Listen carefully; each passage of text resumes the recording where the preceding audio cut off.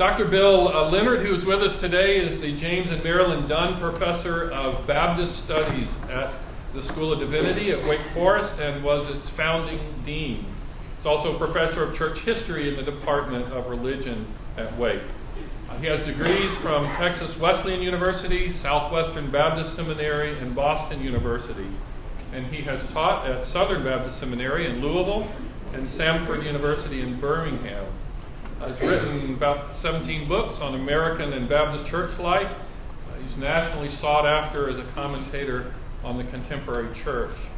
Now, notable to me is Bill's service to the church as an interim minister. I thought I was pretty experienced, having served 9 interims. Bill has served 25. He knows what... But he knows what congregational transition looks like up close, and I'm sure we'll benefit from that. Bill is married to Candace, who's professor of communications at Wake Forest, and with their daughter, Stephanie, they are members of First Baptist Highland Avenue, the oldest African-American Baptist congregation in Winston. And we are delighted to have Bill with us today. Thank you.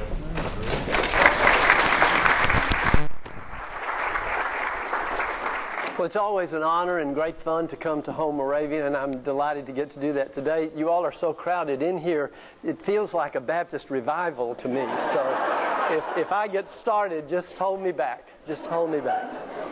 I want to start with some prepared remarks in order to sort of set the stage and then move through this PowerPoint. I hope in time to have some dialogue time with you this morning in here, and then I think we go to lunch and have more opportunity for that. But let me jump into this and then move through some of these things a little more quickly from outside my manuscript. Joel Osteen is an ecclesiastical phenomenon, an American evangelical, charismatic, postmodern, megachurch, media-savvy, health, wealth, motivational speaker, gospel preacher phenomenon. He is the senior pastor of Lakewood Church in Houston, Texas, by all accounts the largest Protestant congregation in the United States with over 50,000 members. Wait a minute. 51,000 members. It's growing very quickly. Some of you may have seen him just this past week on the Oprah station. An absolutely fascinating interview that if we wanted to just do a case study and have fun, we could show bits and pieces of that and talk about church in America. But watch for the rerun.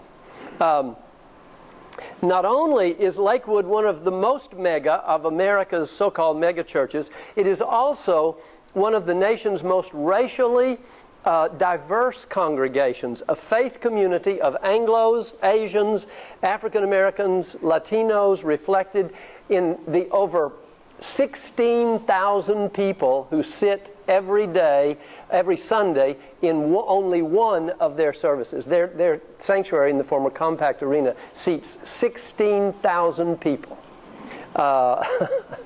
It makes Pentecost look shabby. Osteen himself seems made for the media, a new generation of televised, Twittered preachers, razor-thin, self-effacing, pragmatic, and guileless to a fault. I call him Tom Sawyer with moose.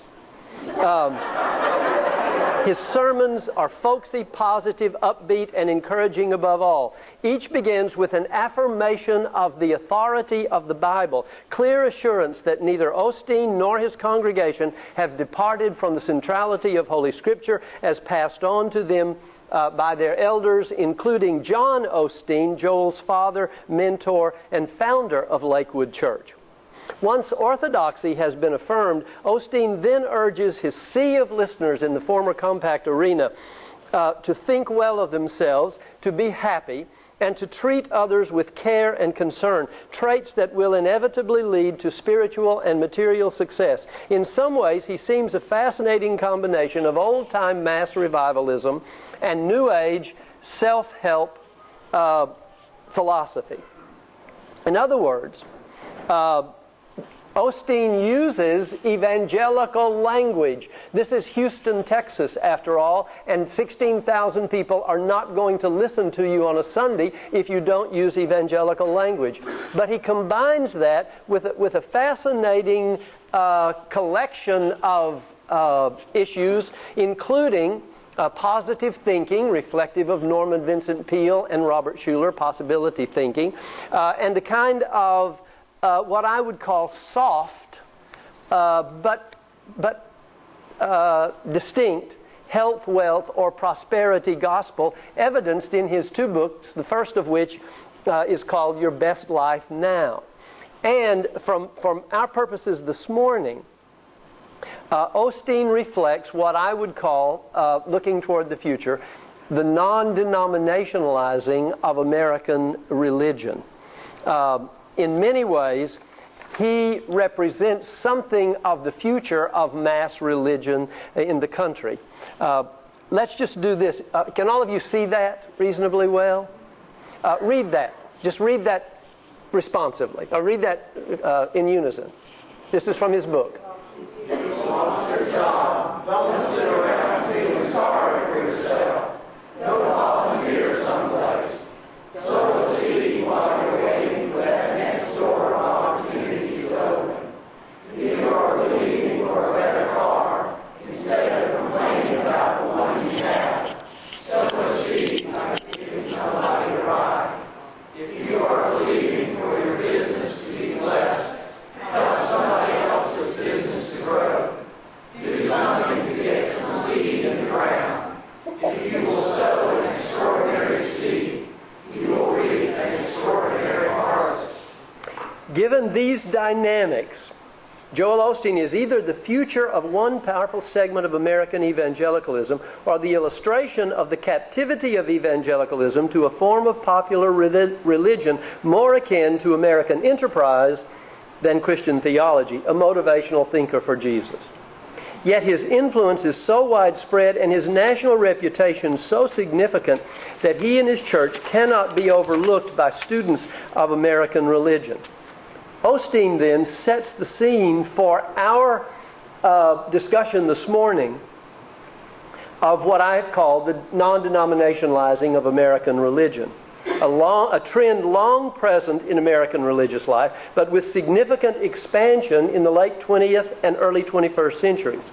Osteen represents something of a bridge between second-generation mega-church and the relatively new emerging church movement, all with significant impact on the nature of traditional denominations. So here would be a thesis with you this morning. One, that American religious communities are in a state of what I have called permanent transition, meaning change is going to be so normative that it will be a long time, if ever, before we come out on the other side of these major transitions taking place in American religious life. A second point I would make with you is that congregations now are moving away from traditional denominational alliances. When I used to start talking about this, people would have at me. Now, in groups like this, people finish my sentences for me because they see these trends in the lives of their children and grandchildren. What I'm really suggesting is not that denominations are going to disappear. You just about can't kill them. But they are only now one way of multiple ways of organizing religious identity in the United States and in a great sense throughout Christendom in general. So denominations themselves then are reorganizing, redefining, and consistently declining. And many of the trends that folks like myself talked about from the 80s on are no longer trends. They're right here. These are now realities in American religious life. Is this bad or good? Yes. And we'll talk about some of that as we move through.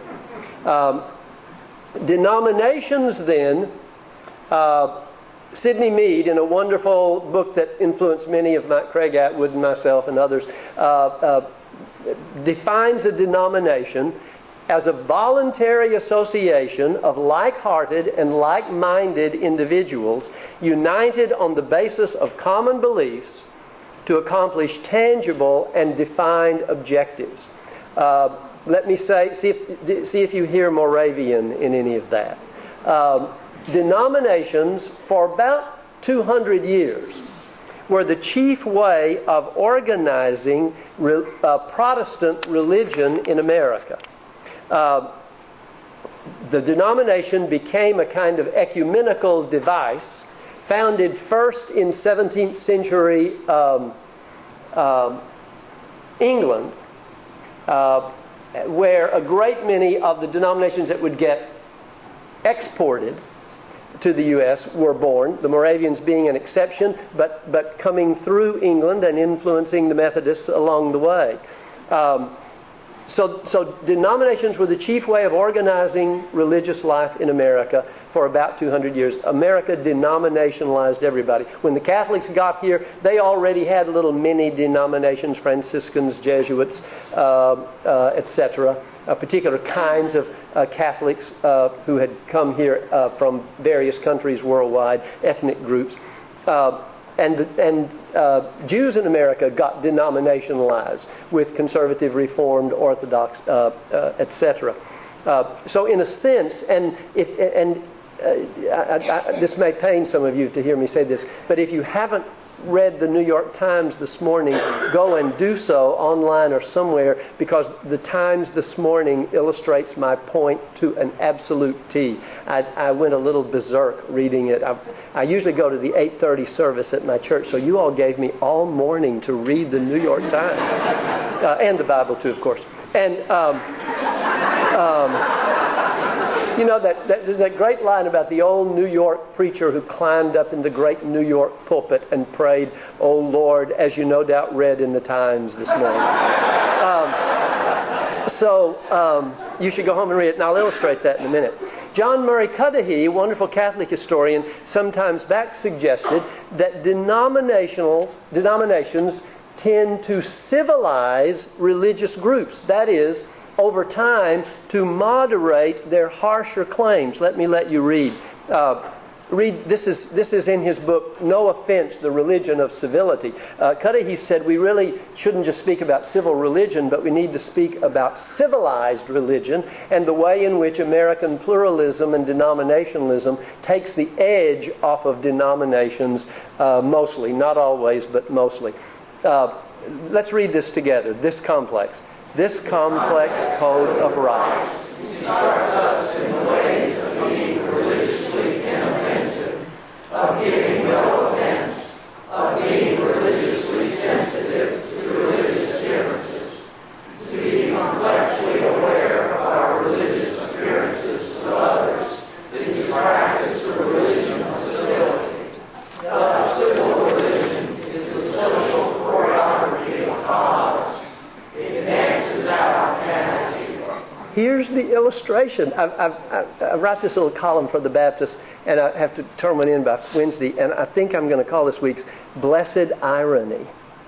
Imagine this. In 1855, let's just pick that year, roughly 10 years after Joseph Smith the Mormon was shot down at the jail in Nauvoo, Illinois, and the same year that they were shooting Catholics on the streets of Louisville on Bloody Monday, so-called. So let's pick 1855.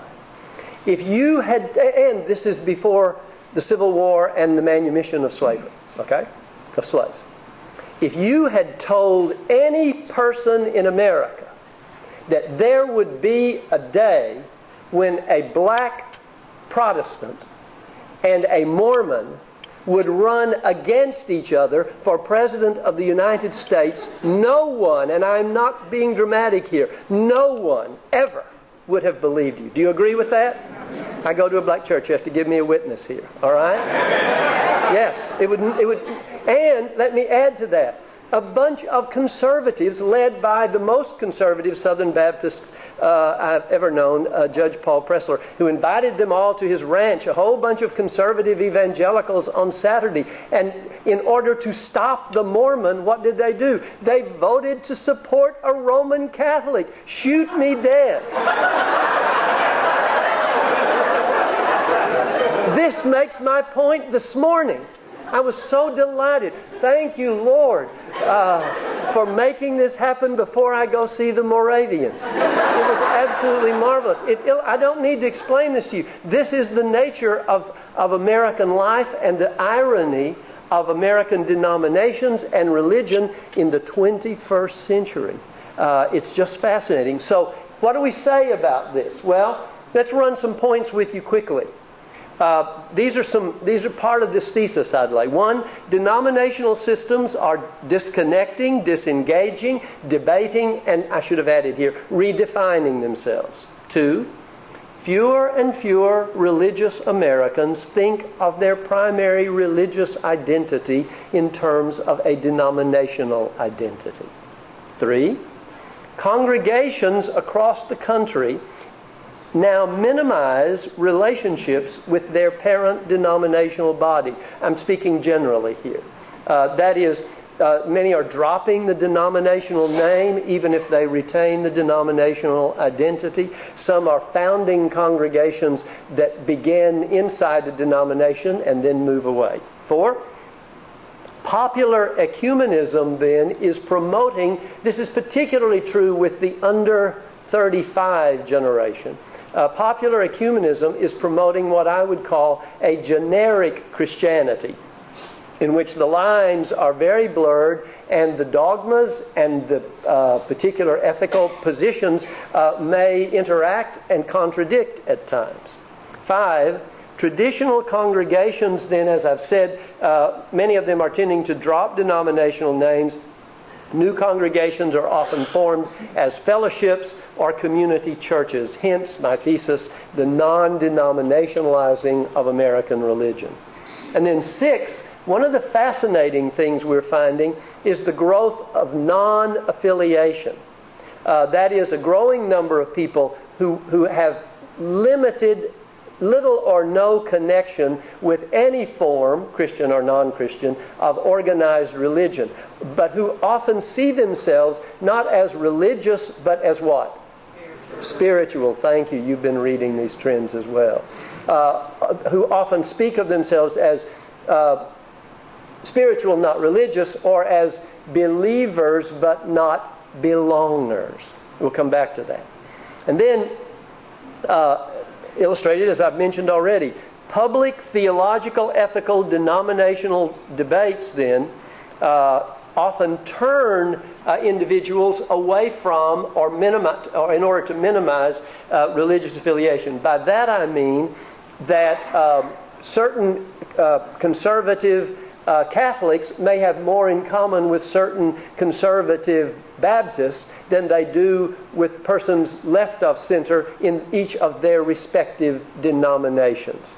Hence the group in Texas yesterday voting, and it was so wonderful. They took one ballot on some of the candidates, and then they took a second ballot, and then they took a third ballot. What did that sound like? Electing a pope. It is just wonderful. The irony is just brilliant.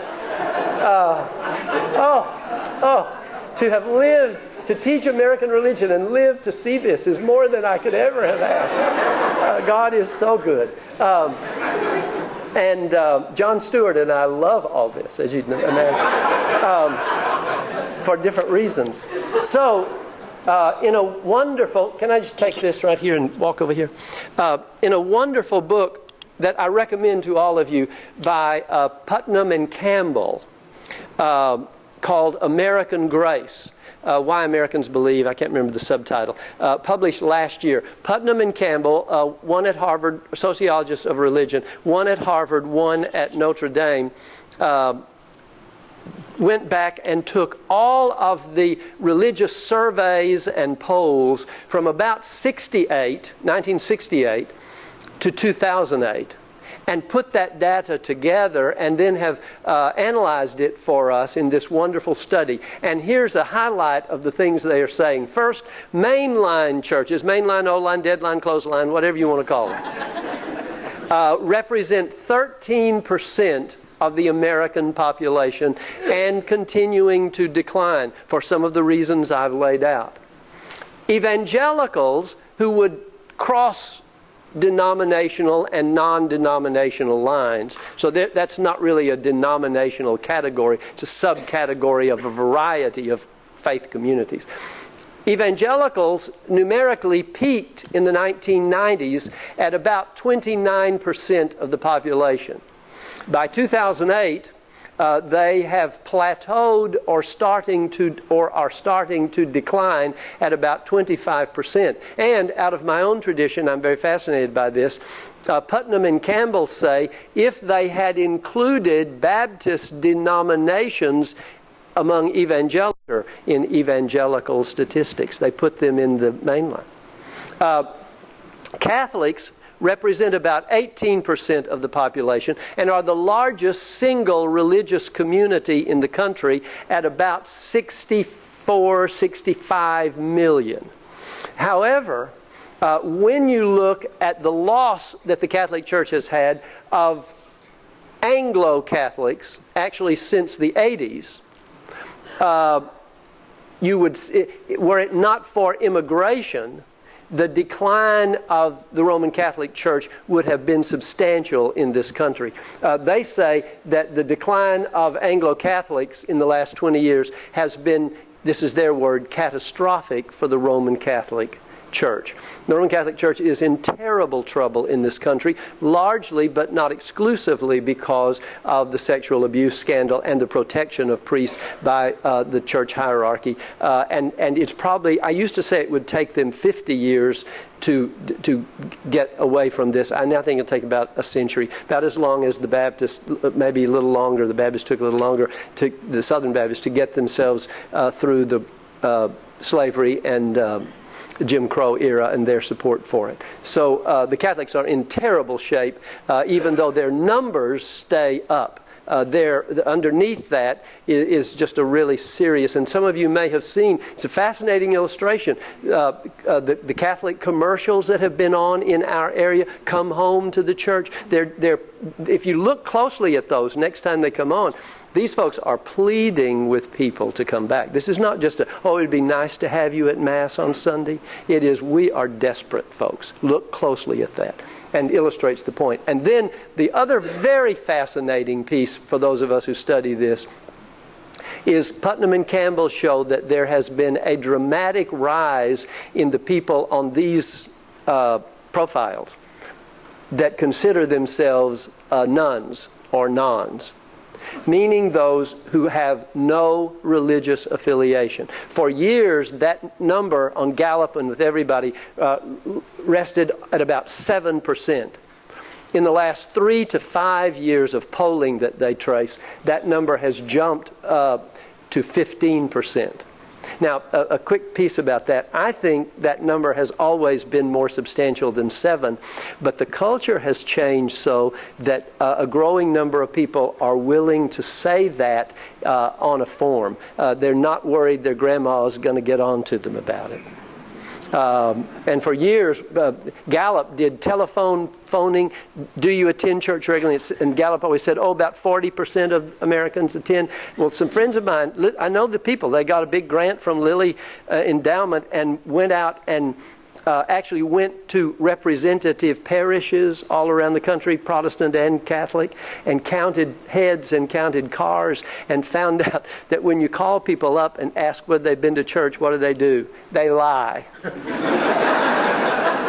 When you count them, they found that only somewhere between 28 to 32% of the population attends church regularly. And one of the things we might want to come back and talk about sometime is what we're all experiencing, what I would call the changing sociology of Sunday. so that even some of the most active persons in congregations now, many surveys show in certain regions, now only attend about 40% of the time. Not because they're not loyal members of the church, but because the sociology of Sunday has changed, and the demands of families or the requirements of families or the situation of families has changed that make resident attendance difficult for them. Now, you're not too depressed yet, are you? A couple of things, and then we can do questions. Given that, let's see. Given that, as you look for a pastor, you might consider some of these issues. One, younger clergy and laity wear their denominational labels loosely. Congregations increasingly stress localism as the primary source of membership identity. That is, even congregations that are related to denominations tend to have greater success in emphasizing the identity of members with that particular community of faith rather than generalizing beyond that, at least as a starting point. Also, cross-denominational links, as we've said, often relate to ethical, moral, belief issues. And then there is this growing sense of religious consumerism, meaning that Americans have always, because of pluralism and voluntarism, Americans have always switched at a high rate. Actually, some early studies showed that fundamentalists and Unitarian Universalists switched more than any two groups in the country. I think that's very, very fascinating. I've known some fundamentalists who became UUs and the other way around. So it can happen. But this idea, you hear this often. Now, all churches should feed us. But you often hear, well, I don't go to that church anymore because they don't feed me there. So what we're finding, and I don't mean that negatively about folks necessarily, what we're finding is people often move through congregations depending on the particular ministries that those congregations have for the life stages of the individuals in question. Do you follow what I'm talking about?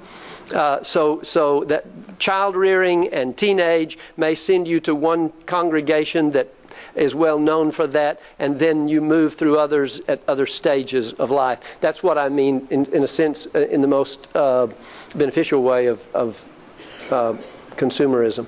And then the increase of charismatic experiences has been another kind of ecumenical form that draws many people together. I'll give you a classic illustration here in this town. When I started teaching American religion, and I'm teasing, but I'm very serious too. You could never have convinced me that there would be a time in my teaching that I would use the phrase charismatic Presbyterian together. No one. No. They're the charismatics and they're the frozen chosen. And they don't ever meet. I'm in my 16th year of teaching at Wake Forest. I've spent 16 years literally across the street from what? Reynolda Presbyterian. How do I define it? A charismatic Presbyterian church. I rest my case again with you. These changes are so dramatic. Non-denominationalism then implicitly, explicitly becomes a form of the church. Now, quickly to say, and I'll only touch on this and then do some conclusions with you. What we're really seeing in the country are multiple models for doing church and for inculcating religious identity. One of those is the denominational model, still intact in many places or being shaped in new directions. The second is the megachurch, setting agendas, but now finding itself in its second, third generation and having its own identity problems with the new generation. A megachurch I would define as congregations of several thousand members led by a founder, CEO, pastor, authority figure, providing specialized ministries, services, for target groups, seniors, young people, children, youth, etc. And organized around intentional marketing techniques. That's what distinguishes a megachurch from just a big old traditional church that's thriving. And megachurches, in many ways, represent what I would call the Walmarticization of American religion. That is, when we talk about marketing techniques, that is, organizing a large faith community in a particular location that is drivable from multiple towns or communities or neighborhoods, and providing in one church what in the past many of the services that denominations used to provide: education, mission, publication, and overall identity. So in a sense, megachurches are many, M-I-N-I, denominations. They do in one congregation what the old denomination used to do for multiple congregations. And now that's a whole other subject. Now they've moved into another stage of franchising themselves, not unlike particular kinds of businesses that market themselves in different locations under the same name. And then a final one here is what has been called, it's much more difficult to define, the emerging church. And that's a non-denominational, cross-denominational, multiple denominational method for organizing the church in response to some of the failures of the denomination and the failures of the megachurch. The emerging church, often as a model for church plants or startup churches, even in denominations, will emphasize the role of the community, the importance of interaction between congregation and preachers. The preacher the preacher as guide on the side, not sage on the stage, as the phrase they use. Emphasizing the importance of blending modern and postmodern and ancient rituals, symbols, litanies, so that and often restructuring the setting for worship in a way that feels more like a community than just a room full of listeners. Early stages often can be a coffee house feel in those early church plants and the like. And with a strong emphasis on postmodernism, meaning there's not one grand Christian narrative that defines orthodoxy for everyone, but that communities of faith may find those particular emphases in the Gospels, in the Holy Scripture, that energize and galvanize them in the way they understand the nature of faith, without necessarily having to conform to other communities, creeds, confessions, and the like, around particular doctrines as well. And so that localism inculcates both ministry and theological identity. And so these forms of the church then lead us to, I think we're going to be able to do this, to some strategies for the future. And these are my suggestions. You can take or leave. Because I'm a Baptist, I don't expect ever anyone to agree with me. But I do hope you'll give me voice, which you have done today, to talk about it. And these would be some things I would say congregations should consider as they look to the future. First, congregations need to reaffirm identity. One of the great losses in all of this, from my perspective as historian, is the loss of what it means to be Christian, to find a distinctive Christian tradition. By that I would say congregations need to practice a hospitable traditionalism, meaning providing individuals with a place to be, The Quakers would say it this way: what centers you? What centers you? What helps you know that you are Christian? See, I can't be ecumenical, and I certainly can't be interfaith if I don't know who I am claiming Christian identity. I do better knowing something of that. Then I think I can go and talk with Jews, Muslims, Buddhists, Sikhs, and Baptists. It's as difficult in a better way, having a sense of who I am. There's a sense in which denominations used to do that for persons of our generation. They don't do that anymore. It's just not happening. So congregations have to be intentional about the identity they pass on. Let me tell you one other thing. Congregations can no longer, in terms of identity, take it for granted that people under 30 know anything about the Bible, because the sociology of Sunday school has changed all of that as well. And since Sunday school is fast disappearing from Sunday morning landscapes in any large numbers, what then does your congregation, does my congregation, I had this conversation with people in my congregation last week, what do we do to inculcate a knowledge of Holy Scripture in a generation that hasn't been to Sunday school? Sunday school, you see, taught us what the Bible said, if not what the Bible meant. And it's lost. And that's part of what I mean about identity. Second, congregations need to come to terms with their own localism. Who are you, where you exist, and what does that mean to your participation in the life of your community? Third, congregations need to reclaim rituals, global rituals and local rituals.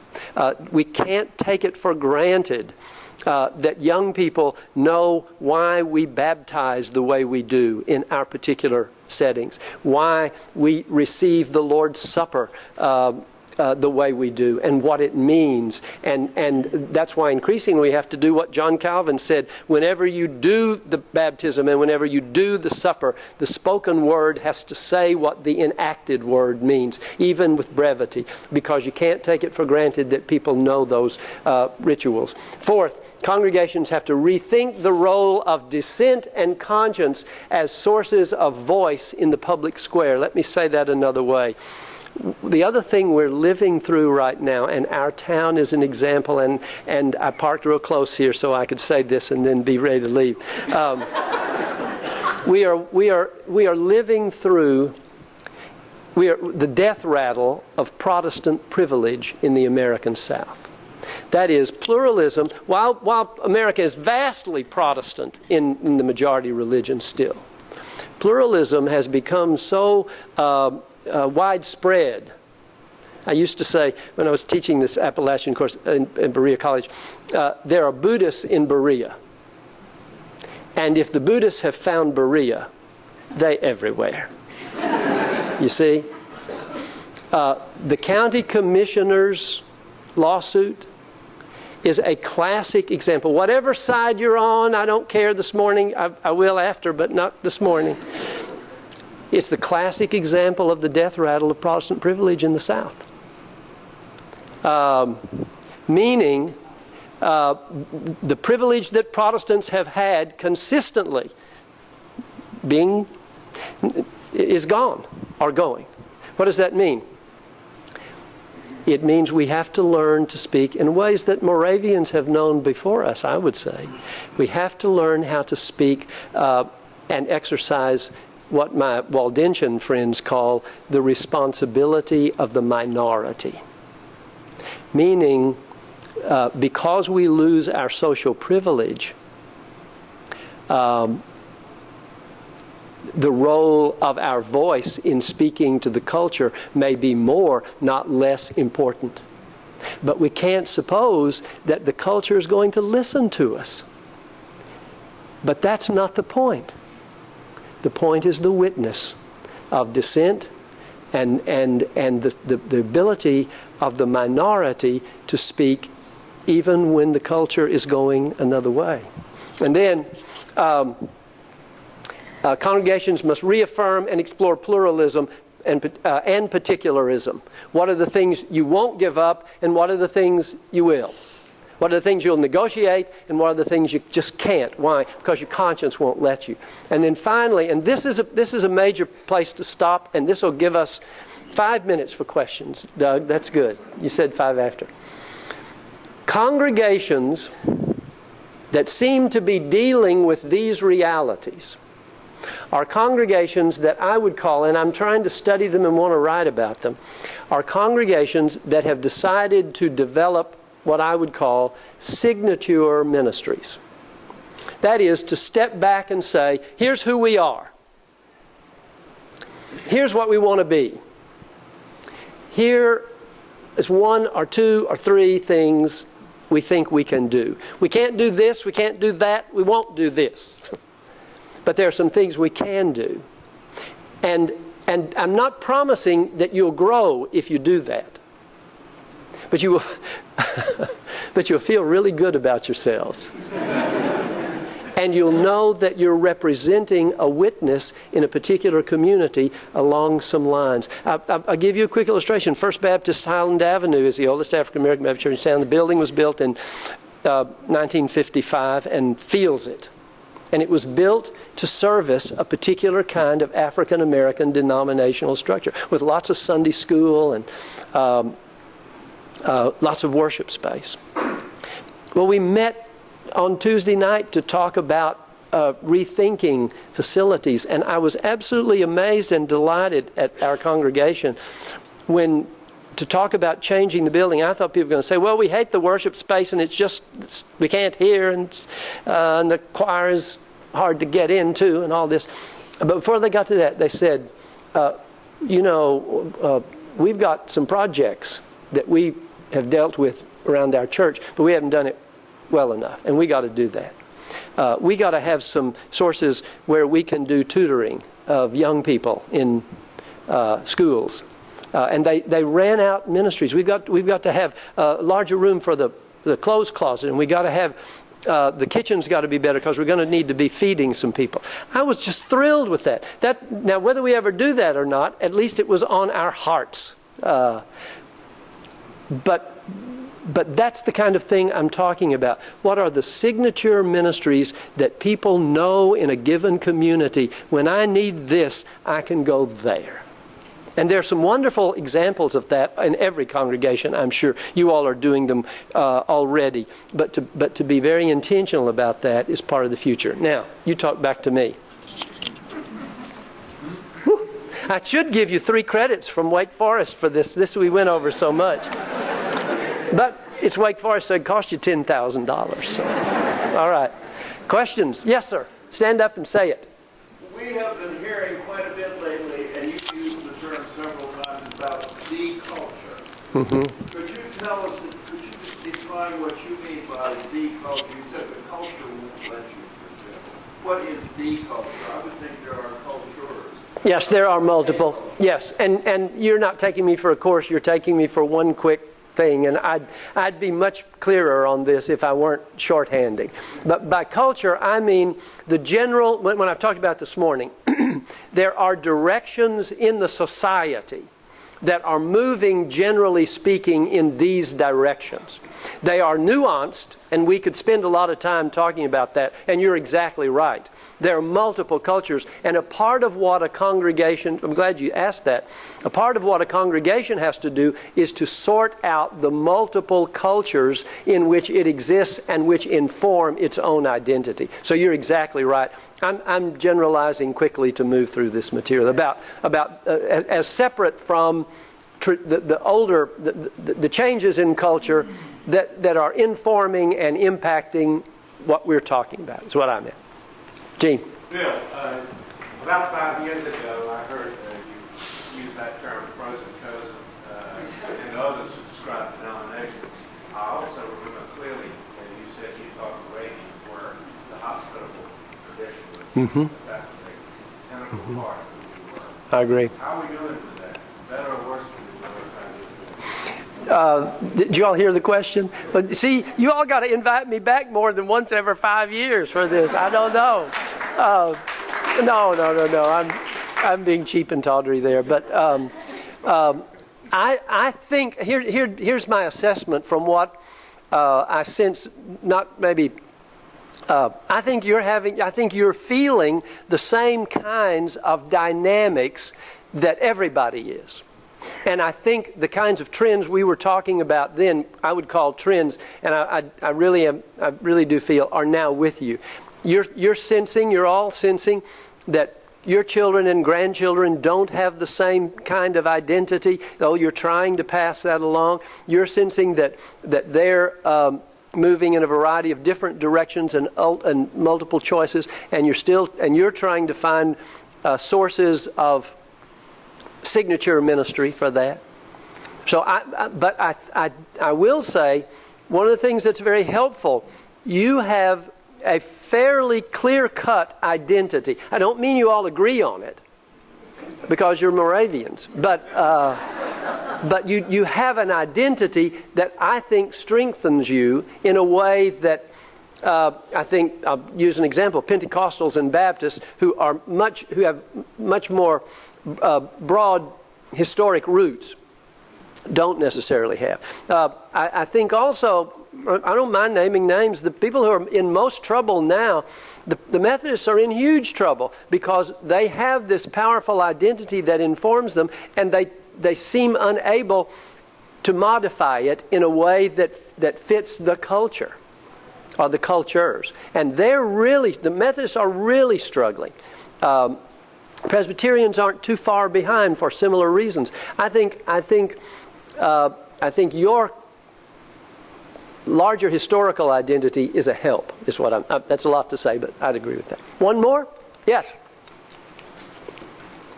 When you have a celebrity pastor like Joel Osteen and you have a congregation of 4,000, what is the administrative structure of a place like that, and the discipline of the faith? Where does that come from? The discipline of the faith? Yes. Yeah. Again, if you get a chance, if you can find it on YouTube or wherever, look at Osteen's interview with Oprah. I was just blown away with it. I haven't processed it all fully, and I've said for years I wanted to quit doing what I'm doing and get a $5 million grant from Lilly and go study him, because it's such a fascinating thing. Two things.